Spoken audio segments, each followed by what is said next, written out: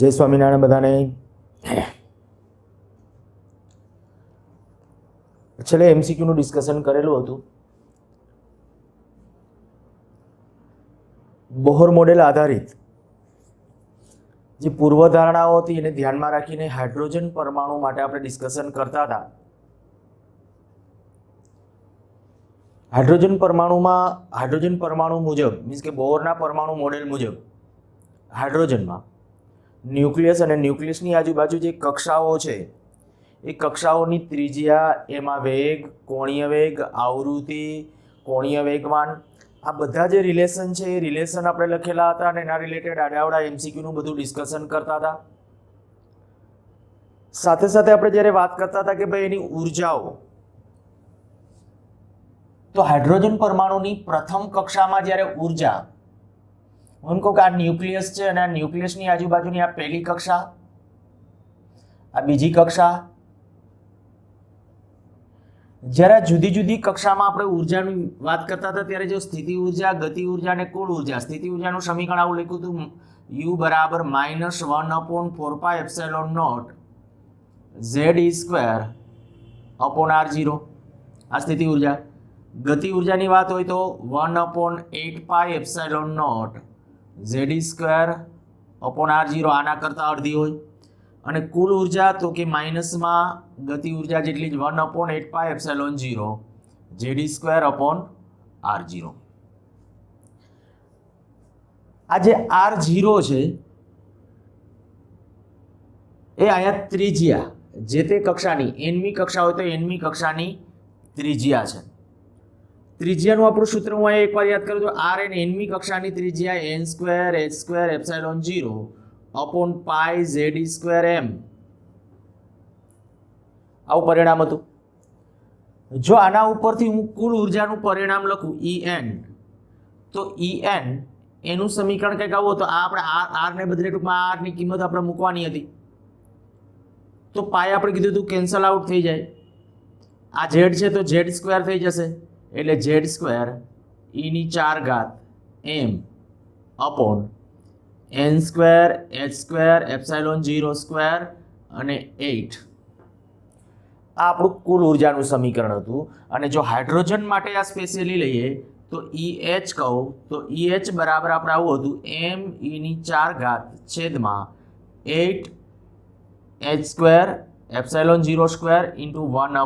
1/8 તો આ હાઇડ્રોજન પરમાણુ માટે nમી કક્ષામાં ઉર્જા, જો આ બધાની કિંમતો આપણે અહીંયા મૂકી દઈએ, હા અહીંયા સૂત્રની અંદર છે માઇનસ છે, અહીંયા માઇનસ છે જ. જો આ બધાની કિંમતો એ કે ભાઈ ઇલેક્ટ્રોનનું દળ મૂકી દઈએ, ઇલેક્ટ્રોનનો વિદ્યુતભાર મૂકી દઈએ, પ્લાન્ક અચળાંક મૂકી દઈએ, ε0 ની વેલ્યુ મૂકી દઈએ, તો આપણા પાસે જે આવેલું હતું 13.6 1/n² eV. આ હાઇડ્રોજન પરમાણુ માટે nમી કક્ષામાં જે ઉર્જા હોય એના માટેનું સમીકરણ -13.6/n² ઇલેક્ટ્રોન વોલ્ટ, જ્યાં n શું છે તો કે મુખ્ય ક્વોન્ટમ નંબર. અહીંયા ખાસ મેં અગાઉ તમને કીધું હતું કે ભાઈ આ સમીકરણો આટલા યાદ રહેવા જોઈએ તમને. એક આ ત્રિજ્યાનું સમીકરણ તમને આવડતું હોવું જોઈએ. આ આવડતું હશે એટલે સ્થિતિ ઉર્જા અને ગતિ ઉર્જા તો સહેલા છે, એમાં કિંમત મૂકશો એટલે કુલ ઉર્જાનું મળશે. પણ કુલ ઉર્જાનું ડાયરેક્ટ અહીંયા યાદ રાખજો કે ભાઈ En બરાબર શું આવશે. મેં તમને આવું કીધું હતું કે આને ઉલટાવીને કદાચ તમે યાદ રાખો છો, એવું જાણે કે અહીંયા આપણે કહીએ કે z તો z નો સ્ક્વેર થઈ જાય છે, આનો સ્ક્વેર થઈ જાય છે, મીન્સ કે e² છે તો e⁴, પણ એમનું કંઈ નથી થતું, પાય તો કેન્સલ આઉટ થઈ જાય છે. ટૂંકમાં આમ ગોઠવી કાઢો, પાય કેન્સલ, આ એમની એકદમ ઘાત, z નો વર્ગ થઈ જશે, આનો વર્ગ થઈ જશે, એટલે અહીંયા આ પદ અંશમાં આવી ગયું. પછી n²h²ε0² આ બધાનો સ્ક્વેર અને પાછો 8, તો આ કુલ ઉર્જાનું આપણું સમીકરણ થઈ ગયું. એમાં મેં કીધું કે હાઇડ્રોજન પરમાણુ માટે જો આપણે આ બધા કેલ્ક્યુલેશનો કરતા હોઈએ તો ત્યારે એવા સંજોગોમાં z બરાબર 1 લઈ લેશું અને પરિણામ આવું મળ્યું ને એમાં 13.6 eV ઇલેક્ટ્રોન વોલ્ટ એના સંદર્ભમાં આ મૂલ્ય મળે. પહેલી કક્ષામાં ઉર્જા 13.6 eV. હવે ખરેખર જેમ જેમ મુખ્ય ક્વોન્ટમ નંબર વધે, અહીંયા આપણે કહીએ ભાઈ આ n બરાબર 1 છે, આ n બરાબર 2 છે. હવે n બરાબર 1 માં ઉર્જા કેટલી, તો કે n બરાબર 1 વાળી અવસ્થાની અંદર ઉર્જા કેટલી આવશે 13.6. n બરાબર 2 લેશો તો 4 વડે ભાગશો એટલે 3.4, તો એ બીજી કક્ષામાં ઉર્જા. પછી 3 લેશો જ્યારે ત્યારે 9, તો આને 9 વડે ભાગશો એટલે કંઈક 1.51 જેવી આવે. તો તમે એક જોઈ શકો છો, હું અહીંયા એક હેડિંગ બાંધું છું, ઉર્જા સ્તરો. ક્વેશ્ચન તમને આમ પૂછી શકે, હાઇડ્રોજન પરમાણુના ઉર્જા સ્તરો બોહર મોડેલના આધારે સમજાવો. હાઇડ્રોજન પરમાણુના ઉર્જા સ્તરો બોહર મોડેલને આધારે ચર્ચા કરો. અથવા બીજી રીતે અહીંયા આપણે કે ઉર્જા સ્તરો એના વિશે નોંધ, અથવા બીજી રીતે કહું તો આપણે કે બોહર મોડેલ આધારિત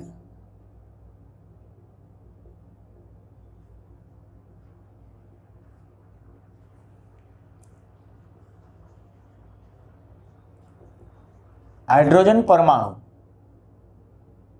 માટે આયનીકરણ ઉર્જા અને ઉત્તેજિત ઉર્જા ની ચર્ચા કરો. આ બધી જ વસ્તુઓ છે તમે કેમિસ્ટ્રીમાં ભણી ગયા છો, અને મેં ડાયરેક્ટલી કે ઇનડાયરેક્ટલી તમને આગલા લેક્ચરો દરમિયાન કહી જ દીધું છે આ ચેપ્ટરની અંદર. તો શું છે એને સમજવા માટે તો કે સૌથી પહેલા તો આપણે કે આ કુલ ઉર્જાના સૂત્રથી શરૂ કરાય. જ્યારે આન્સરની અંદર તમે શરૂઆત કરો ત્યારે જ આપણે કે પહેલા વર્ણન, ખાલી વર્ણન બહુ સિમ્પલ અને સરળ ભાષામાં જ વર્ણન કરવાનું છે. આપણે કહીએ કે ભાઈ ઇલેક્ટ્રોન જ્યારે સૌથી નજીકની, ન્યુક્લિયસની સૌથી નજીકની કક્ષામાં હોય, બરાબર, ઇલેક્ટ્રોન હાઇડ્રોજન પરમાણુમાં સૌથી નજીકની કક્ષામાં હોય ત્યારે એની ઉર્જા, એટલે હું આ તો સીધું જ લખું છું, હાઇડ્રોજન પરમાણુ માટે ઉર્જા En બરાબર -13.6 n² eV. આ મુજબ જો n બરાબર 1 લઈએ તો પહેલી કક્ષાની ઉર્જા આપણને કેટલી મળશે? -13.6 eV. આ કહેવાય લઘુત્તમ ઉર્જા, પરિણામે એને નામ આપ્યું ધરાસ્થિતિ. n બરાબર જ્યારે 2 લઈએ ત્યારે જે ઉર્જા આવશે E2, તો અહીંયા આપણે 2 વડે એટલે 4 વડે ભાગશો એટલે 3.4 eV. આને કહેવાય પ્રથમ ઉત્તેજિત અથવા દ્વિતીય કક્ષા. n બરાબર જ્યારે 3 લેશું ત્યારે એને અનુરૂપ E3 મળે, તો એ કંઈક આવશે 1.51 eV. n બરાબર જ્યારે 4 લેશો ત્યારે આપણને જે મળે E4, તો અહીંયા આપણે કહી શકશું 0.85 eV. જો આને હું ઉર્જા સ્તંભને આધારે રજૂ કરું, અહીંયા 0 લેવલ એનર્જી, અહીંયા લખું છું ઉર્જા. તમને ખબર હોય તો આપણે આગલા ચેપ્ટર વખતે પણ આ ડિસ્કશન કરતા હતા. આ 0 લેવલ એનર્જીની ઉપરનો જે વિસ્તાર છે ને એને આયનીકૃત અધિકૃત વિસ્તાર, આ તમને કહી દો, આ જે વિસ્તાર છે એ આ બધો, આમ તો એની ઉપરનો બધો આ જે તમે ગણો એ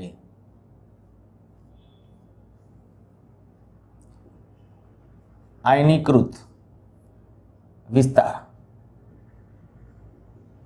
એટલે કે જો ઇલેક્ટ્રોન ઈ વિસ્તારમાં વયો જાય ને તો ત્યારે આયનીકરણ પામી ગયો છે એમ કહેવાય. મીન્સ કે એની ઉર્જા પોઝિટિવ થાય તો જ આપણે એટલે સંબંધિત આયનીકૃત વિસ્તાર, આવો પણ શબ્દ પ્રયોગ કરી શકો.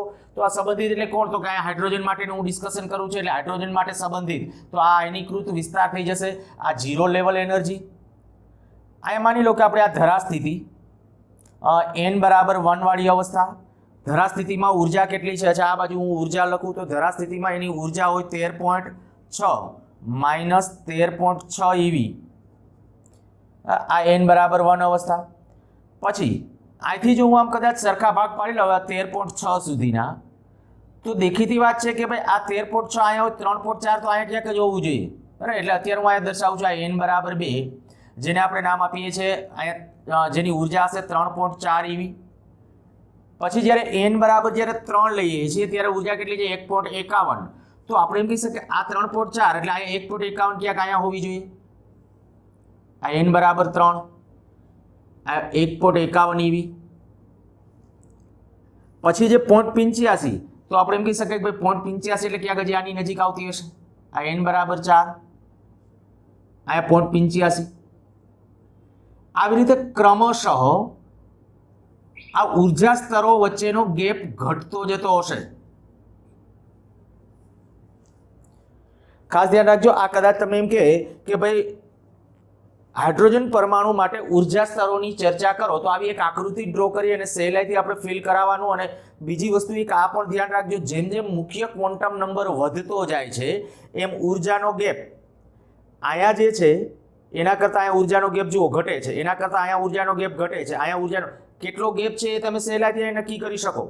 આના નાના વચ્ચેનો ગેપ છે, અહીંયા 13.6 છે, અહીંયા 3.4 છે, તો આટલો ગેપ છે.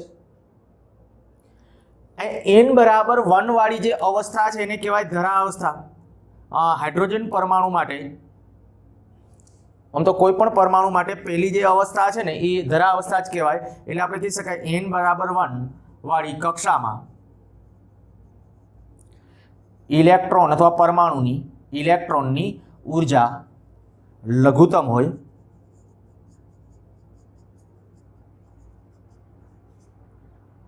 આવી કક્ષાને પરમાણુની ધરા સ્થિતિ કહે છે.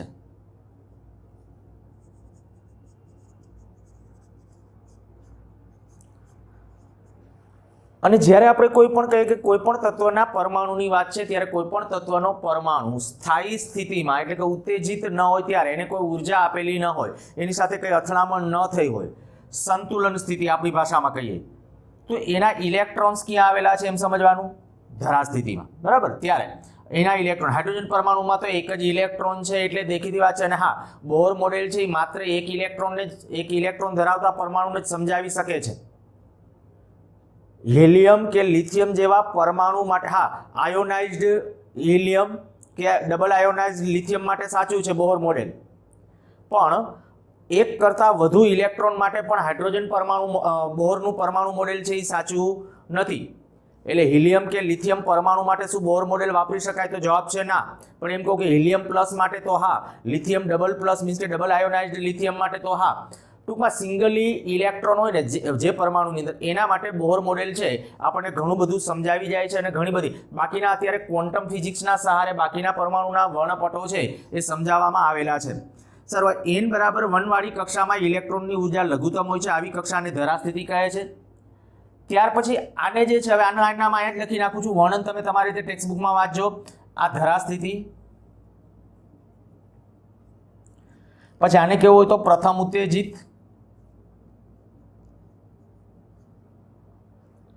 અવસ્થા, એટલે આને કેવું હોય તો દ્વિતીય ઉત્તેજિત અવસ્થા.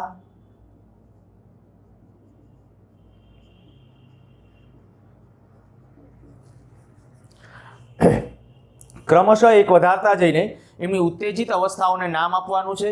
અને બીજું મેં કીધું ખાસ અહીંયા એક વસ્તુ ડાયરેક્ટલી એમસીક્યુ કે કન્સેપ્ચ્યુઅલ પ્રશ્નો માટે પૂછે તો ધ્યાન રાખજો, જેમ જેમ મુખ્ય ક્વોન્ટમ નંબર વધે છે આના કરતાં અહીંયા ઉર્જા વૈધિક ઘટી તો કે વૈધિક કહેવાય, કારણ કે આ 13.6 EV માઇનસમાં છે તો 3.4 EV એટલે ખરેખર વૈધિક કહેવાય. તો જેમ જેમ મુખ્ય ક્વોન્ટમ નંબર વધે એમ કુલ ઉર્જાનું મૂલ્ય વધતું જાય છે. કુલ ઉર્જાનું મૂલ્ય ક્રમશઃ વધતું હોય. ગતિ ઉર્જા માટે તમારે કેવું પડે, ગતિ ઉર્જા શું થશે? કુલ ઉર્જા વધે એનો અર્થ કે સ્થિતિ ઉર્જા વધે, ગતિ ઉર્જા ઘટતી હશે. કારણ કે અહીંયા જે આ પહેલી કક્ષામાં જે સ્પીડ હોય, મેં સ્પીડ માટે એના માટે લખાયું તમને યાદ હશે, v is proportional two z/n આગલા લેક્ચરમાં, v is proportional two z/n. તો આ આપણે કહી શકાય v n ના વ્યસ્ત n વધે એટલે v ઘટે, v ઘટે એટલે ઝડપ ઘટે, ઝડપ ઘટે તો ગતિ ઉર્જા ઘટે. તો જેમ મુખ્ય ક્વોન્ટમ નંબર વધતો જશે એમ આપણે કહી શકાય ગતિ ઉર્જા ઘટશે, સ્થિતિ ઉર્જા વધશે, કુલ ઉર્જા પણ વધશે. ઓકે, અત્યારે આપણે ઉર્જા સ્તરોના સંદર્ભમાં છીએ. તો જો હું કુલ ઉર્જાના સંદર્ભમાં જ વાત કરું તો આ પહેલી અવસ્થામાં આપણે ઉર્જા કહી દીધી 13.6, બીજી અવસ્થામાં 3.4, ત્રીજી અવસ્થાની અંદર એટલે કે ત્રીજી કક્ષાની અંદર છે 1.51, ચોથી કક્ષાની અંદર 0.85 નેગેટિવમાં. જેમ ઉપલા ઉર્જા સ્તરોમાં જઈએ છીએ એમ કુલ ઉર્જાનું મૂલ્ય વધતું જાય છે. હવે જો હું એમ કહું કે હાઇડ્રોજન પરમાણુમાં ધરા સ્થિતિમાં રહેલા ઇલેક્ટ્રોનને પ્લસમાં 13.6 EV ઉર્જા આપવામાં આવે તો શું થાય? પ્લસ 13.6 EV ઉર્જા આપીએ તો દેખીતી વાત હતી કે આના પાસે માઇનસ 13.6 EV, કુલ ઉર્જા માઇનસ છે એટલે બંધન ગણાય. આ બંધાયેલો હતો ઇલેક્ટ્રોન, પણ જેવી પ્લસમાં 13.6 EV ઉર્જા આપું એટલે તરત ઝીરો લેવલ એનર્જી મીન્સ કે એ આયનીકૃત વિસ્તારની અંદર આવી ગયો કહેવાય, અને પરિણામે એનું આયનીકરણ થઈ ગયું એમ કહેવાય. મીન્સ કે એક પણ ઇલેક્ટ્રોન હવે કક્ષામાં હોતો નથી, તે ન્યુક્લિયસના બંધનમાંથી મુક્ત થઈ જાય છે, પરિણામે એને કહેવાય એની આયનીકરણ ઉર્જા. તો तो આપણે એમ કહી શકાય કે હાઇડ્રોજન પરમાણુ માટે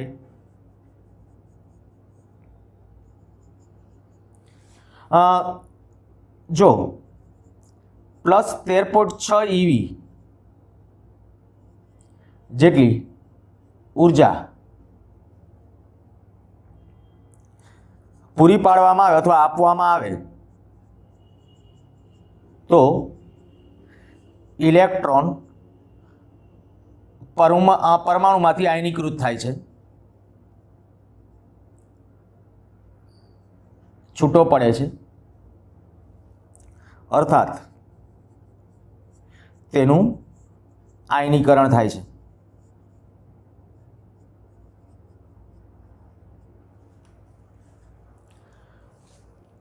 આથી આપણે કહી શકીએ કે હાઇડ્રોજન પરમાણુ માટે H પરમાણુ માટે આયનીકરણ ઉર્જા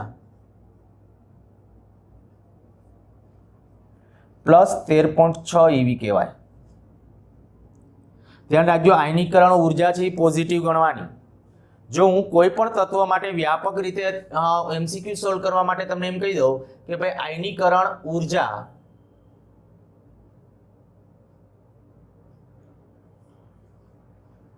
એનું સૂત્ર મારે લખવું હોય તો 13.6/n², પોઝિટિવ હોય આયનીકરણ ઉર્જા હોય તો આટલા EV। अच्छा, आयनीकरण स्थितिमान जोईतुं होय तो जो आयनीकरण स्थितिमान जोईए छे अहीं आपणे कही शकीए के 1 वोल्टनी बेटरी होय, आपणे खबर छे 1 वोल्टनी बेटरी वडे इलेक्ट्रॉनने केटली ऊर्जा मळे 1 EV। 2 वोल्टनी बेटरी होय तो 2 EV। 13.6 वोल्टनी बेटरी होय तो 13.6 EV। तो जो मारे आयनीकरण स्थितिमाननी वात करवी होय, आयनीकरण स्थितिमान क्यारेक पूछे छे आ प्रश्न એટલા માટે મેં લખ્યું છે આયનીકરણ સ્થિતિમાન +13.6/n² વોલ્ટ। ખાલી મેં એકમ બદલ્યો છે, બીજું કશું નથી કરેલું। 13.6/n² volt. આયનીકરણ ઉર્જા અને આયનીકરણ સ્થિતિમાન આ બંને ધન ગણાય। હવે જ્યારે તમને એમ કહેવામાં આવે છે કે હાઇડ્રોજન પરમાણુ માટે આયનીકરણ ઉર્જા કેટલી, तो हाइड्रोजन परमाणु माटे आयनीकरण ऊर्जा केटली तो के 13.6 EV, कारण के n बराबर 1 लखी नाखशुं। कोई कक्षामां आया तरीके n बराबर पहली कक्षामां छे, मानी लो कोई कारणोसर इलेक्ट्रॉन ऑलरेडी उत्तेजित छे, आया नथी, आया कोई कक्षामां छे, कोई कारणोसर हूँ आवुं कहूं छुं, कोई कारणोसर कोई અથડામણ થઈ, मानी लो कि हाइड्रोजन परमाणु साथे बीजा कोई इलेक्ट्रॉननी के एवी અથડામણ થઈ અને परिणामे धरा स्थितिवाळो इलेक्ट्रॉन उत्तेजित थईने ऑलरेडी आया छे। तो हवे અહીંથી इलेक्ट्रॉनने बारे काढवो होय तो ओછી ऊर्जानी जरूर पड़े। કેટલી ऊर्जानी जरूर पड़े? 3.4 EV ની 3.4 EV ऊर्जानी जरूर पड़े। तो त्यारे एने आयनीकरण ऊर्जा गणाय। तो के खास ध्यान राखजो कि खरेखर आपणे आयनीकरण हाइड्रोजन परमाणुनी आयनीकरण ऊर्जा एटले शुं, तो कि हाइड्रोजन परमाणुनी प्रथम कक्षामां अथवा धरा स्थितिमां रहेला इलेक्ट्रॉनने छे ए आपणे बारे काढी नाखवा माटे जे ऊर्जा आपवी पड़े एने कहेवाय एनी आयनीकरण ऊर्जा। तो हाइड्रोजन परमाणु माटे 13.6 छे। व्यापक रीते बीजा कोईपण तत्व माटे हाइड्रोजन जेवा परमाणु माटे आयनीकरण ऊर्जा तो लखशुं 13.6 आया n² इंटू आया z²। आ क्यू सूत्र लख्युं छे तमने ख्याल आवी गयो हशे। जे आपणुं आ ज परिणाम छे पण एमां अंशमां शुं z² हाइड्रोजन माटे हतुं z 1 कर नाख्युं हतुं। बीजा कोई तत्वना परमाणु होय तो एना माटे तमारे आ रीते એટલે આ આપણે પ્રશ્નો ખાસ પછી હું MCQ નું જ્યારે ડિસ્કશન આના માટે કરતો હોઈશ ત્યારે આપણે કહીશું કે આ પરિણામને ધ્યાન રાખશું। તો આયનીકરણ સ્થિતિમાં હવે મળે તમને બરાબર આ EV માં છે। તમને એમ કહેવામાં આવે કે ભાઈ લિથિયમ ડબલ આયોનાઇઝ્ડ લિથિયમ પરમાણુની આયનીકરણ ઊર્જા કેટલી। ચાલો આયા છે ને આ પાછળનો પોર્શન ભૂસી નાખું છું અને એકાદ બે ક્વેશ્ચન સાથે સાથે લઈ જ લઈએ કારણ કે આના MCQ બહુ કોઈ વિચિત્ર નથી। ખાલી સૂત્રાત્મક 1-2 MCQ કરો એટલે બધા આવડે। આ શબ્દોના નામ પણ ભૂસી નાખું છું। ધરા સ્થિતિને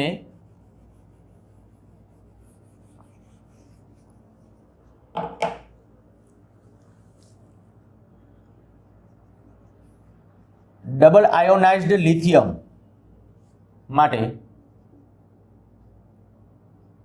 આયનીકરણ ઉર્જા કેટલી?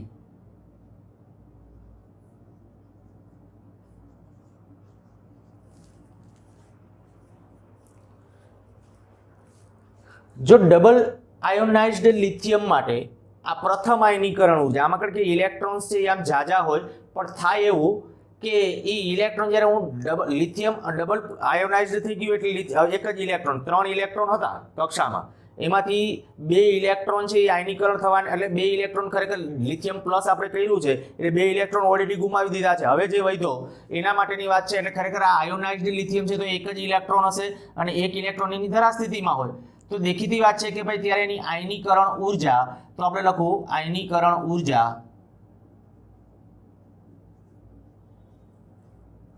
કેટલું થશે તો કે 13.6 z સ્ક્વેર એટલે z એટલે 3 એનો સ્ક્વેર છેદમાં n એટલે 1 એનો સ્ક્વેર આ પ્લસમાં, તો 13.6 ગુણ્યા 9 આટલી એની આયનીકરણ ઉર્જા થશે.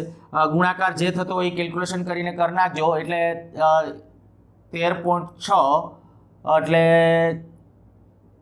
136 માંથી 13.6 બાદ કરો, 136 માંથી 13.6 બાદ તો 4 2 122.4 EV. આવી રીતે કદાચ તમને એમ કહેવામાં આવે કે ભાઈ હિલિયમ, આના માટે જ પૂછી શકે, આથી વધારે નહીં, હિલિયમ પ્લસ માટે આયનીકરણ ઉર્જા,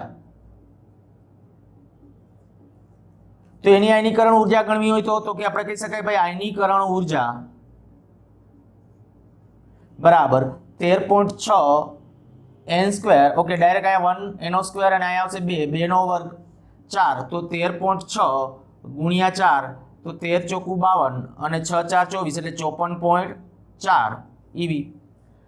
તો હિલિયમ પ્લસ માટે જે આયનીકરણ ઉર્જા થઈ 54.4 EV. આના માટે જે કીધું કે લિથિયમ પ્લસ માટે આયનીકરણ ઉર્જા, ટૂંકમાં હવે તમારા માટે આ રસ્તો આટલી વસ્તુ ક્લિયર થઈ ગયેલી હોવી જોઈએ કે ભાઈ આયનીકરણ ઉર્જા એટલે શું. તો કે આયનીકરણ ઉર્જા એટલે તમે સ્પષ્ટ રીતે કહી શકતા હોવા જોઈએ કે એની ધરા સ્થિતિમાં રહેલા ઇલેક્ટ્રોનને છે આયનીકૃત વિસ્તારમાં મોકલી આપવા માટે જે ઉર્જાની જરૂર છે એ ઉર્જાને તેની આયનીકરણ. પછી ઘણી વખત આપણે કહીએ ભાઈ બીજી કક્ષામાં કોઈ ઇલેક્ટ્રોન હોય માની લો, તો એને અનંતમી કક્ષામાં છોડી આપવું હોય તો એની આયનીકરણ ઉર્જા કહેવાય. પણ ત્યારે એક વસ્તુ ધ્યાન રાખજો કે ભાઈ બોહર મોડેલ છે એ ત્યારે સાચું નથી, એટલે આ સૂત્રાત્મક આ ગણતરીઓથી તમારી ગણતરીઓ મળતી નથી, એટલે આપણને ક્યારે એવું પૂછવાના નથી. તમને કોઈ બીજો પરમાણુ આપી દીધો અને તમને એમ કહે કે ભાઈ આ પરમાણુ માટે દાખલા તરીકે કહું બેરેલિયમ, કાર્બન, આવા કોઈ પરમાણુ માટે તમે કહો એમ એની આયનીકરણ ઉર્જા ગણો, તો ખરેખર આયનીકરણ ઉર્જા તમે જો આ સૂત્રનો ઉપયોગ કરીને કાર્બનનો પરમાણુ ક્રમાંક લખો અને n બરાબર 1 લખીને તમે ગણતરી કરશો તો એ ગણતરીથી મળતો જવાબ એ ખરેખર સાચો જવાબ મળતો નથી. મેં કીધું કે અહીંયા માત્ર ને માત્ર આપણે આ બોહર મોડેલ ઉપર આધારિત જે બધી પૂર્વધારણાઓ છે અથવા જે સ્વીકૃતિઓ છે, બોહર મોડેલની જે સ્વીકૃતિઓ, એ માત્ર ને માત્ર સિંગલ ઇલેક્ટ્રોન ધરાવતા પરમાણુ માટે સાચો છે, એટલે હાઇડ્રોજન માટે સાચો છે, હિલિયમ પ્લસ માટે કે લિથિયમ ડબલ પ્લસ માટે સાચો છે, એથી વધારે નહીં. તો આ વાત થઈ આયનીકરણ ઉર્જા અને સાથે સાથે આયા કહીએ કે ઉત્તેજિત ઉર્જા. ચાલો આ બંને ક્વેશ્ચન પૂછી નાખું છું.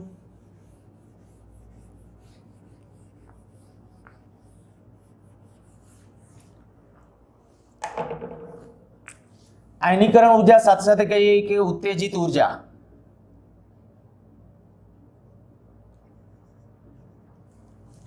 આના પ્રશ્નો પણ ઘણી વખત નીટમાન, ગુજસીટીમાન બધામાં પૂછાયેલા એવા ક્વેશ્ચન. આપણી n બરાબર 1 વાળી અવસ્થા એટલે આ છે, આ n બરાબર 1, આ n બરાબર 2, n બરાબર 3, n બરાબર 4. તો અહીંયા આપણે એમ કહી શકીએ કે આ n બરાબર 1 વાળી અવસ્થાની અંદર રહેલો ઇલેક્ટ્રોન્સ છે એને આયનીકૃત વિસ્તારમાં નહીં, અનંતમી કક્ષામાં નહીં. બરાબર, અહીંયા આપણે કહી શકાય કે અહીંયા આમ લખતા જાઓ n બરાબર ઇન્ફાઇનાઇટ, આગળ અનંતમી કક્ષામાં નહીં સોરી પહેલી બીજી કે ત્રીજી કેવી રીતે અનંતમી એટલે છેલ્લી કક્ષામાં નહીં પણ એ વચ્ચેની કોઈ કક્ષામાં જ્યારે સંક્રાંતિ કરવામાં આવે, હું એમ કહું કે n બરાબર 1 સ્થિતિમાં રહેલા ઇલેક્ટ્રોનને હું કંઈક ઉર્જા આપું ને તો એ અહીંથી આ કક્ષામાં જઈ શકે, પણ એના માટે એને આપવી પડે. એ જે ઉર્જા હશે ને એ ઉર્જા આના જેટલી હોય. તો આપણે એમ કહી શકાય ઉત્તેજિત ઉર્જા એટલે શું? તો કે આપણે કહી કે ભાઈ ધરા સ્થિતિમાં અથવા તો આપણે કહીએ એક ઉર્જા સ્તરમાં રહેલા ઇલેક્ટ્રોનને, એક ઉર્જા સ્તરમાં રહેલા ઇલેક્ટ્રોનને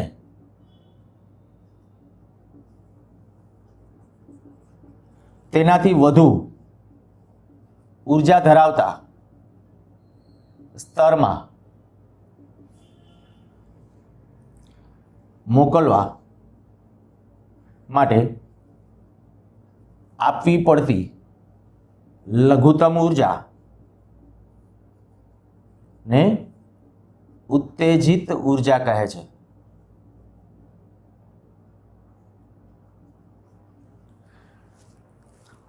પણ જો આપણે કહીએ કે ભાઈ હાઇડ્રોજન પરમાણુ માટે n બરાબર 1 કક્ષામાં રહેલા ઇલેક્ટ્રોનને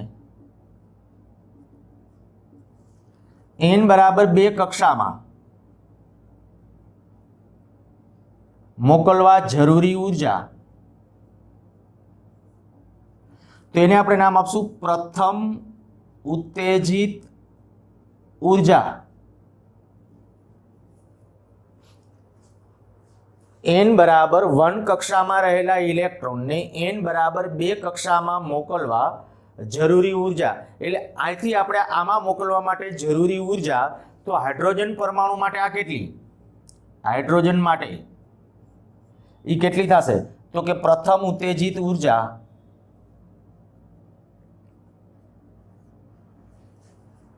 બરાબર E2 માઇનસ E1. તો E2 કેટલું? -3.4 -13.6. તો આના ઉપરથી કહી શકશો કે ભાઈ આ 10.2 જેવું થશે પ્લસ 10.2 EV. તો ઉત્તેજિત ઉર્જા જે આપણને મળી હાઇડ્રોજન પરમાણુ માટે એ આ થઈ. આવી રીતે n બરાબર 2 કક્ષામાં, n બરાબર 1 કક્ષામાં રહેલા ઇલેક્ટ્રોનને n બરાબર 3 કક્ષામાં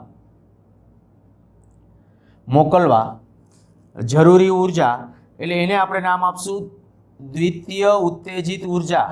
દ્વિતીય ઉત્તેજિત ઉર્જા. હાઇડ્રોજન પરમાણુ માટે આ કેટલી હોય? તો કે હાઇડ્રોજન પરમાણુ માટે દ્વિતીય ઉત્તેજિત ઉર્જા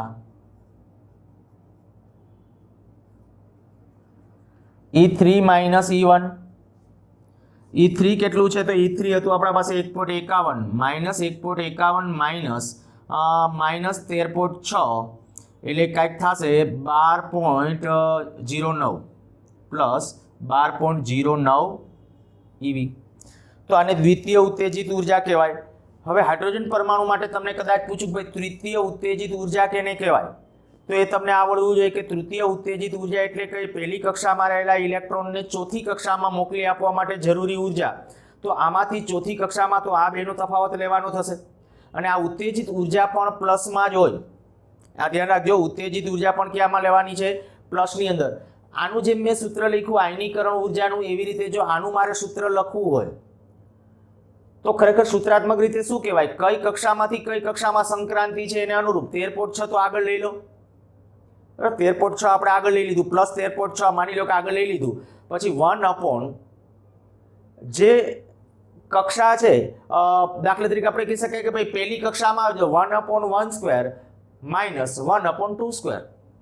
સીધું જ આ જે તે ઉર્જા જ્યારે તમારે જોઈએ છે. ચાલો એક ક્વેશ્ચન લઉં આવી રીતે. લિથિયમ પ્લસ માટે પ્રથમ ઉત્તેજિત ઉર્જા કેટલી?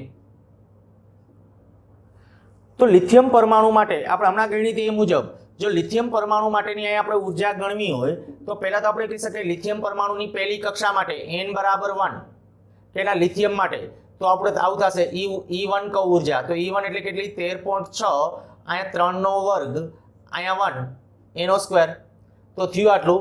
આપણે હમણાં મૂલ્ય ગણ્યું હતું એ આપણું મૂલ્ય આવ્યું હતું 9 એટલે કંઈક 122.4 જેવું હતું.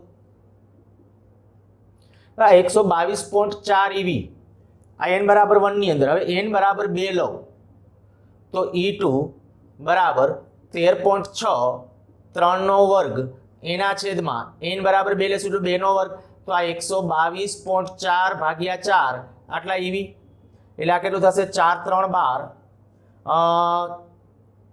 પછી 4 6 24 આ બીજી કક્ષામાં ઉર્જા આવી. તો એમ કહું કે લિથિયમ પ્લસ માટે પ્રથમ ઉત્તેજિત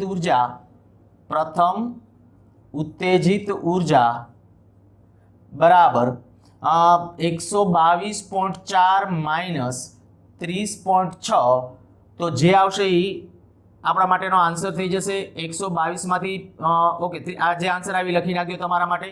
તો આ પ્રથમ ઉત્તેજિત ઉર્જા થઈ.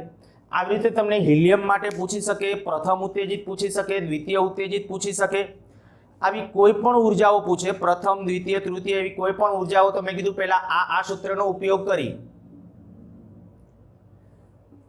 પહેલી કક્ષાની ઉર્જા ગણી લેવાની.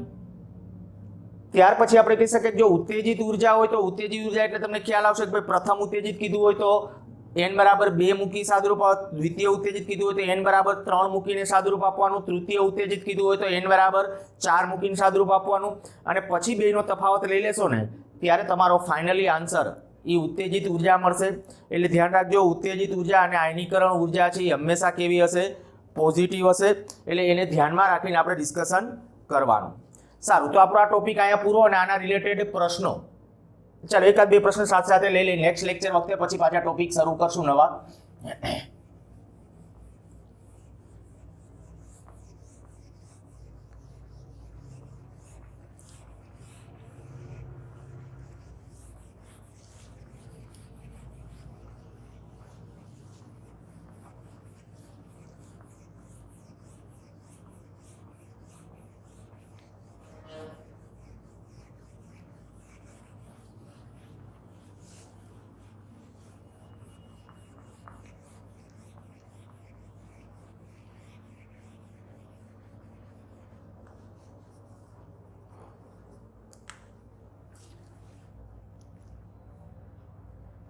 હાઇડ્રોજન પરમાણુ માટે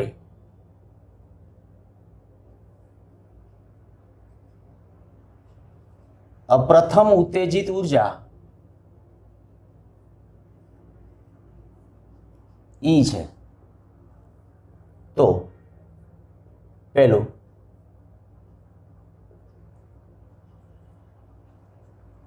આયનીકરણ ઉર્જા કેટલી? પ્રથમ આયનીકરણ ઉર્જા કેટલી? દ્વિતીય ઉત્તેજિત ઉર્જા આ કેટલી? હવે હાઇડ્રોજન પરમાણુ માટે પ્રથમ ઉત્તેજિત ઉર્જા એટલે હું અહીંયા અત્યારે લખું કઈ કક્ષામાંથી કેમાં સંક્રાંતિ? પહેલી કક્ષામાંથી બીજી કક્ષામાં. તો આપણે કહી શકાય EI માઇનસ, ખરેખર તો આમ તો આ જે છે E2 માઇનસ E1 કહેવાય કાયદેસર. મેં હમણાં લખ્યું હતું એ મુજબ બરાબર. પોઝિટિવ ઉર્જા ગણી નાખો છો, પોઝિટિવ પ્લસમાં લખી નાખો. હું એમ કહું આયનીકરણ ઉર્જા E બરાબર શું થશે? E1 માઇનસ E2 પણ પોઝિટિવ લખવાનું ખાસ ધ્યાન રાખજો. તો અહીંયા થશે આ પ્રથમ કક્ષામાં ઉર્જા કેટલી છે? 13.6 છેદમાં 1 સ્ક્વેર માઇનસ 13.6 છેદમાં 2 સ્ક્વેર. તો આજે થશે આપણને ખ્યાલ એ છે કે ભાઈ 10.2 EV પૂછાયેલો ક્વેશ્ચન છે. હાઇડ્રોજન પરમાણુ માટે પ્રથમ આયનીકરણ ઉર્જા કેટલી હોય? તો 10.2 EV. હમણાં મેં ગણતરી કરી હતી આ. હવે એમાં પ્રથમ ઉત્તેજિત ઉર્જા કેટલી? તો 10.2. આ રીતે આયનીકરણ ઉર્જા હાઇડ્રોજન પરમાણુ માટે એ આયોનાઇઝેશન એના ઉપરથી ION લખ્યું છે. આયનીકરણ ઉર્જા કેટલી હોય? તો કે 13.6 EV. તો જો હું આનો અને આનો ગુણોત્તર લઈ લઉં તો ઈ આયોનાઇઝેશન આયનીકરણ ઉર્જા છેદમાં ઈ તો 13.6 10.2 તો આના ઉપરથી કહી શકાય ઈ આયનીકરણ ઉર્જા તો 136 102 ઈ હજી 2 વડે ભાગી નાખશો તો આવું થશે 2 વડે ભાગશો એટલે 6 દુ 12 અને 8 દુ 16 અને અહીંયા થઈ જશે 51. હવે ત્યારે જે આન્સરો આપ્યા હોય થોડા આવા પદની અંદર એટલે કદાચ આપણને વિચિત્ર ફીલ થાય અને આને આ વસ્તુ જ્યારે જીમાં કદાચ પૂછવાની હોય કે એની અંદર ન્યુમેરિકલ પ્રકારના ક્વેશ્ચનની અંદર તો આવા ક્વેશ્ચન છે એટલે આવા સિનેરિયો રહ્યો છે કે ભાઈ મોટા ભાગે અહીંયા આવું મૂકી દે કે અહીંયા તમને કહી દે કે ના છેદમાં 51 ઈ જેટલી મળે છે તો કે બરાબર ખાલી ગયા તો કેનું મૂલ્ય છે આપણને ત્યાં 68 જેટલું આવશે એમ કહી શકાય. તો આ થઈ ગઈ આયનીકરણ ઉર્જા. પછી પોઈન્ટમાં ફેરવી હોય તો તમે ફેરવી શકો છો, પણ મેં કીધું એ બધું કારણ કે કેલ્ક્યુલેટર હોય ત્યારે પોસિબલ છે. અત્યારે કેલ્ક્યુલેટર વિના જ્યારે જવાબો હશે ત્યારે કંઈક જવાબો આપણે આ રીતે સમજવાના અને પોઈન્ટમાં હોય તો થોડું એપ્રોક્સિમેશન કરતાં થોડું શીખી જવાનું કે ભાઈ આનું મૂલ્ય છે 1 કરતાં થોડુંક વધારે આવે. આ 68 છે, 68 ભાગ્યા 51 કરો એટલે કંઈક એપ્રોક્સ 1.2 ની નજીકની આ આજુબાજુનો આન્સર થશે. તો એ આન્સર છે એ તમે ત્યાં લખી શકો, બરાબર. 1.2 એની નજીકનો મેં કીધું એ પ્રમાણે 1.2 કરતાં થોડોક વધારે થશે તો એ આન્સર છે એ તમે ત્યાં લખી શકો. આ થઈ ગઈ આપણી આયનીકરણ ઉર્જા. હવે કીધું છે દ્વિતીય ઉત્તેજિત ઉર્જા. તો દ્વિતીય ઉત્તેજિત ઉર્જા માટે હાઇડ્રોજન પરમાણુ માટે દ્વિતીય ઉત્તેજિત ઉર્જા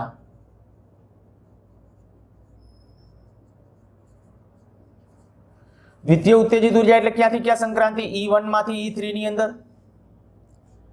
તો આ આપણને ખબર છે 13.6 માઇનસ E3 1.51. જો વળી કોઈને શંકા ન થાય કે ભાઈ ત્યાં આપણે 1.51 ની તો માઇનસ લખેલું હતું, ખરેખર અહીંયા ઉર્જા એટલે કેમ થાય અંતિમ માઇનસ પ્રારંભિક, જો માઇનસ સાથે લખતા હોય તો. પણ મેં તમને હમણાં કહી દીધું હતું કે ભાઈ આપણે આ ઉત્તેજિત ઉર્જા આયનીકરણ ઉર્જા કેવી ગણવાની છે, પ્લસ ગણવી છે. તો હું સીધું જ પ્લસ સાથે આમ લખી શકું છું E1 માઇનસ E3. આ તમને કેલ્ક્યુલેશન કરવા સહેલા પડશે એટલે આ રીતે કરું છું, બાકી તમે કોઈ પણ રીતે કરી શકો છો. આ થશે 12.09 તો આ પ્રથમ ઉત્તેજિત ઉર્જા એના માટે આપણે કહીએ કે ઈ એક્સાઇટેડ, પણ કેના માટે દ્વિતીય, બરાબર. આપણી દ્વિતીય આયનીકરણ ઉર્જા છે તો આમ લખું ઈ એક્સાઇટેડ આ 2 દ્વિતીય આયનીકરણ ઉર્જા. આ સમીકરણ વડે ભાગી નાખું છું તો આવું થશે 12.09 છેદમાં 10.2. તો 12.09 1020 2 E. તો આ થઈ જશે આપણો જવાબ. જો પ્રશ્ન તમે સમજી ગયા છો, પ્રશ્નમાં મેં શું ખાલી કીધું હતું તો કે માત્ર આવું કે ભાઈ તમને કોઈ એક કક્ષામાં ઉર્જા આપી અથવા પ્રથમ ઉત્તેજિત ઉર્જા આપી દીધી છે, પૂછી કઈ આયનીકરણ ઉર્જા પૂછી, ઈ જ પરમાણુની આયનીકરણ ઉર્જા અને એની દ્વિતીય ઉત્તેજિત ઉર્જા પૂછી, તો એ આ રીતે કેલ્ક્યુલેશન કરી શકતા હોવા જોઈએ. ચલો આવી રીતે આમ કહું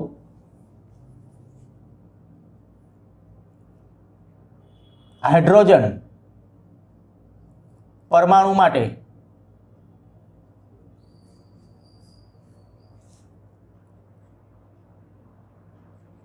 આયનીકરણ ઉર્જા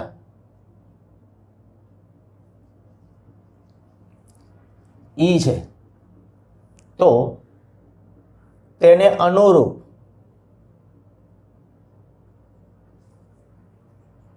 He પ્લસ માટે આયનીકરણ ઉર્જા પ્રથમ ઉત્તેજિત ઉર્જા અને દ્વિતીય ઉત્તેજિત ઉર્જા મેળવો.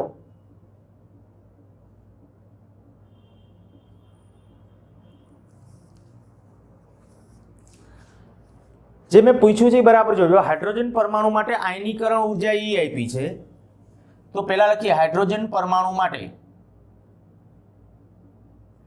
E બરાબર કેટલું થશે પ્લસ 13.6 છેદમાં n સ્ક્વેર. પણ આપણે દેખીતી વાત છે કે ભાઈ પ્રથમ આયનીકરણ ઉર્જા છે એટલે સીધું જ આયનીકરણ ઉર્જા અહીંયા આપણા માટે કેટલું થશે 13.6 EV હાઇડ્રોજન પરમાણુની આયનીકરણ ઉર્જા આપણને આપેલી છે એ 13.6 એટલે 13.6 મેં લખી નાખ્યું છે. હવે લિથિયમ પરમાણુ માટે લિથિયમ ને હિલિયમ આયન એટલે આયોનાઇઝ્ડ હિલિયમ માટે આયનીકરણ ઉર્જા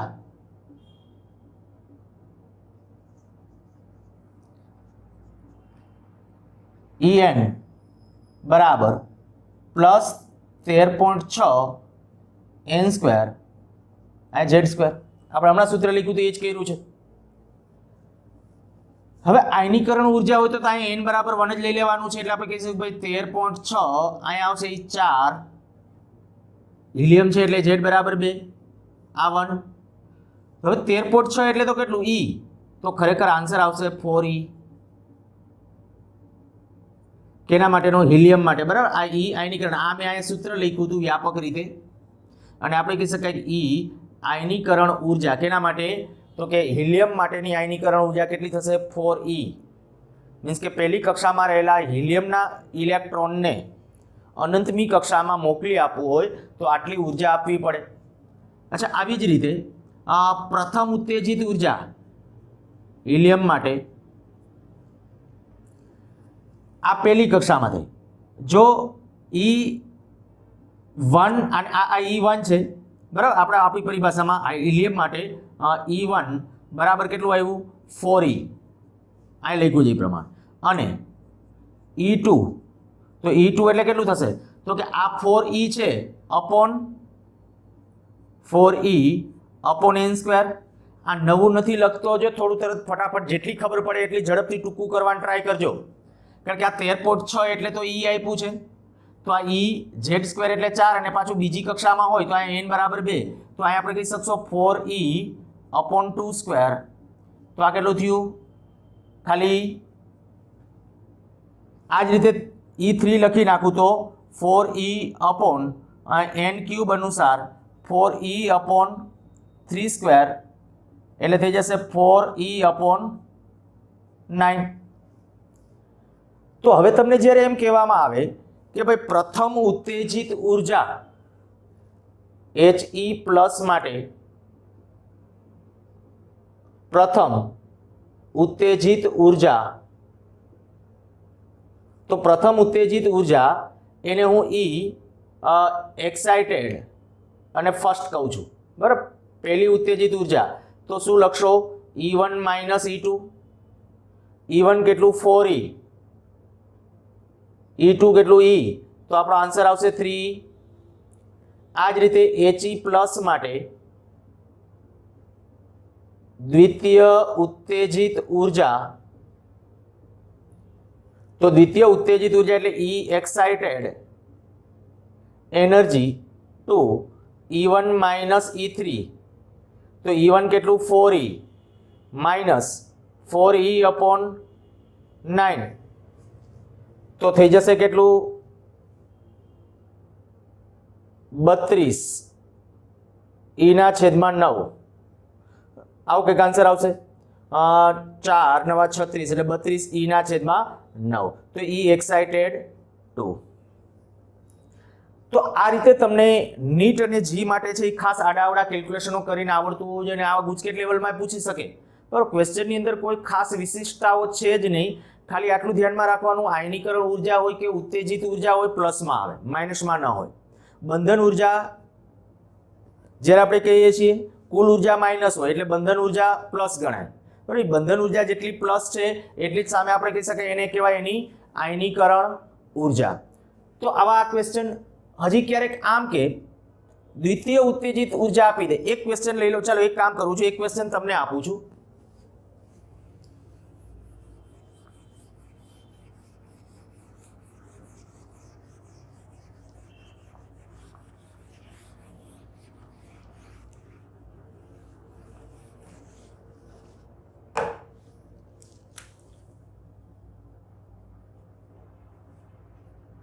લિથિયમ ડબલ પ્લસ ની પ્રથમ આયનીકરણ ઉર્જા આયનીકરણ સ્થિતિમાન કીધું છું. પ્રથમ આયનીકરણ સ્થિતિમાન V વોલ્ટ છે તો તેને અનુરૂપ લિથિયમ ડબલ પ્લસ આયનીકરણ સ્થિતિમાન લખો કે પ્રથમ આયનીકરણ લખો, કોઈ ફેર નથી પડતો. લિથિયમ ડબલ પ્લસ ની પ્રથમ ઉત્તેજિત સ્થિતિમાન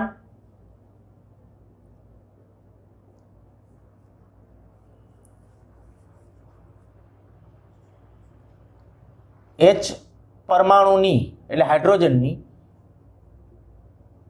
હાઇડ્રોજનનું જ અહીંનું ની નહીં, હાઇડ્રોજન પરમાણુનું પ્રથમ ઉત્તેજિત સ્થિતિમાન અને હિલિયમ પ્લસ નું પ્રથમ ઉત્તેજિત સ્થિતિમાન કેટલું હશે? આ આપણો ક્વેશ્ચન. સ્થિતિમાન છે, મૂંઝાવાની જરૂર નથી. ઈવી એકમ કાઢીને ખાલી એને બદલે મંડો એમને લખવા 13.6 વોલ્ટ, તો એ આપણા માટે.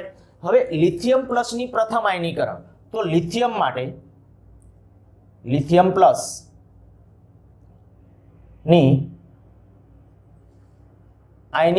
નું આયનીકરણ સ્થિતિમાન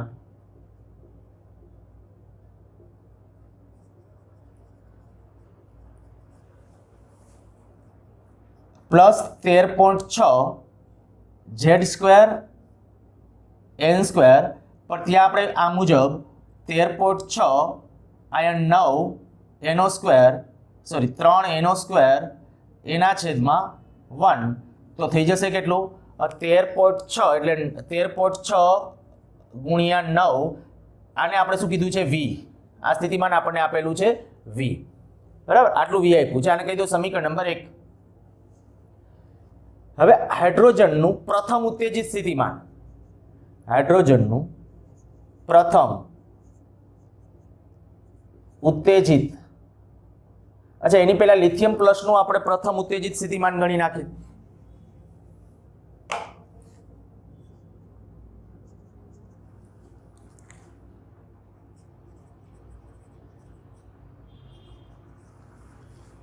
કેટલું આવશે? પ્રથમ ઉત્તેજિત એટલે તમને એ ખ્યાલ આવી ગયો છે E1 માઇનસ E2, પણ E1 એટલે કેટલું? તો E1 તરીકે આ જે પહેલી કક્ષામાં જે ઉર્જા છે ને એ જ, તો એ કેટલી થશે? આને આ 13.6 ગુણ્યા 9 આ પહેલી કક્ષાની ઉર્જા, બરાબર? આ સ્થિતિમાન છે તો એક કામ કરો, સીધું અહીંયા V વોલ્ટના ઉર્જા નહીં, આયનીકરણ સ્થિતિમાન શબ્દ છે તો V1 માઇનસ V2, તો આ પહેલી કક્ષામાં જે આ છે એ આ V2, આ V એક યાદ રાખજો, પહેલી કક્ષામાં જે ઉર્જા હોય ને એ ઉર્જા, પહેલી કક્ષામાં જે સ્થિતિમાન હોય ને એને જ એનું આયનીકરણ સ્થિતિમાન કહેવાય. હવે પ્રથમ ઉત્તેજિત સ્થિતિમાન એટલે શું? પહેલી કક્ષામાંથી બીજી કક્ષામાં મોકલવું, તો આ આવું થશે 13.6 ગુણ્યા 9, બીજી કક્ષામાં એટલે 2 નો વર્ગ, તો આવું થઈ જશે 3/4 13.6 ગુણ્યા 9. હવે 13.6 ગુણ્યા 9 એટલે તો V છે, તો આન્સર આવશે 3V/4. આ એક મેં ગણી દીધું છે. હવે તમે બાકીના આ બે ગણીને હાઇડ્રોજન પરમાણુનું પ્રથમ ઉત્તેજિત સ્થિતિમાન સૂત્રના જેવું જ V1 માઇનસ V2, પણ ત્યાં શું આવશે? 13.6, 9 નહીં આવે કારણ કે Z એટલે 1 થઈ જશે, માઇનસ 13.6 છેદમાં 4².